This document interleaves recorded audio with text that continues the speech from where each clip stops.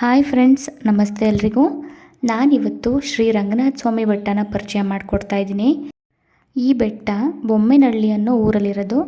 ಈ ಬೊಮ್ಮೆನಹಳ್ಳಿ ಅನ್ನೋ ಊರು KB ಕ್ರಾಸಿಂದ 5 ಕಿಲೋಮೀಟರ್ಸ್ ಆಗುತ್ತೆ. ತುರುವೇಕೆರೆ ಕಡೆಯಿಂದ ಬರೋದಾದರೆ 12 ಕಿಲೋಮೀಟರ್ಸ್ ಆಗುತ್ತೆ.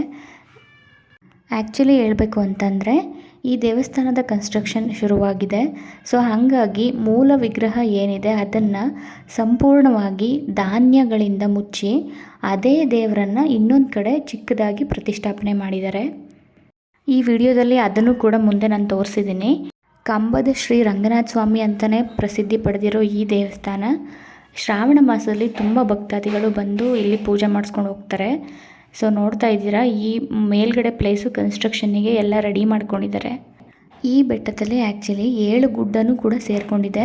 ಹಾಗಾಗಿ 7 ಬೆಟ್ಟದ ಒಡೆಯ ಅಂತಲೂ ಕೂಡ ಕರೀತಾರೆ.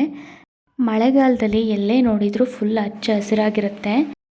ಸೊ ನಾವು ಶ್ರಾವಣದ ಮೊದಲನೇ ಶನಿವಾರ ಆಗಿರೋದ್ರಿಂದ ದೇವ್ರ ದರ್ಶನ ಮಾಡಿಕೊಂಡು ಪೂಜೆ ಮಾಡಿಸ್ಕೊಂಡು ಬಂದ್ವಿ. ಈ ದೇವಸ್ಥಾನಕ್ಕೆ ತುಂಬ ಈಸಿಯಾಗಿ ಬರ್ಬೋದು. ಯಾಕಂತಂದರೆ ಕೆಳಗಿಂದ ಫುಲ್ ಮೇಲ್ಗಡೆವರೆಗೂ ರೋಡ್ ಕನ್ಸ್ಟ್ರಕ್ಷನ್ ಮಾಡಿದ್ದಾರೆ. 2 ವೀಲರಲ್ಲಿ ಅಥವಾ 4 ವೀಲರಲ್ಲಿ ಬರೋಕ್ಕೆ ಯಾವುದೇ ಥರ ಪ್ರಾಬ್ಲಮ್ ಇಲ್ಲ.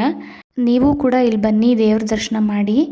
ಈ ವಿಡಿಯೋ ನಿಮಗೆ ಇಷ್ಟ ಆಗಿದರೆ ಪ್ಲೀಸ್ ಶೇರ್ ಮಾಡಿ, ಸಬ್ಸ್ಕ್ರೈಬ್ ಮಾಡಿ, ಫಾಲೋ ಮಾಡೋದನ್ನ ಮರಿಬೇಡಿ. Thank you.